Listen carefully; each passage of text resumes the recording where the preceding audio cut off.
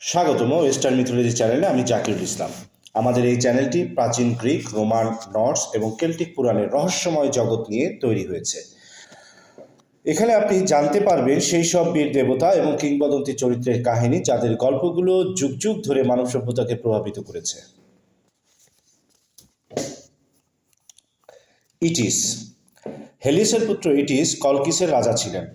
তার প্রথম স্ত্রী অ্যাস্টারোডিয়ার গর্ভের কন্যা ক্যালিসিওপিকে ফিক্রাসের সঙ্গে বিয়ের বিনিময়ে ফিক্রাসে আশ্রয় দেন। ফিক্রাসের মৃত্যুর পর তার স্বর্ণলোমের মেষ চামড়া ইটিস নিজ করায়ত্তে নেন।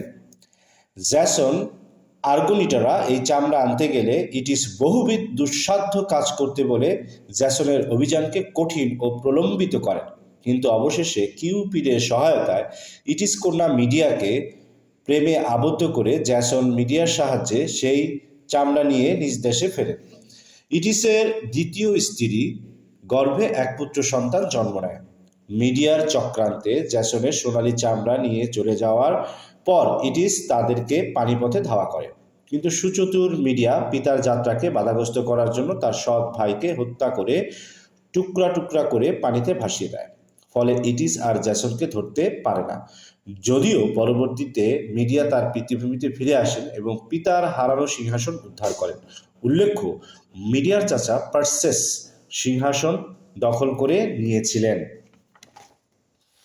এই ধরনের আরও আকর্ষণীয় ভিডিও পেতে এখনই আমাদের চ্যানেলটি সাবস্ক্রাইব করুন।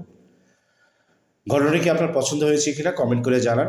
যদি ভিডিওটি ভালো লেগে থাকে তাহলে এটি লাইক দিন এবং আপনার বন্ধুদের সাথে শেয়ার করুন। ধন্যবাদ।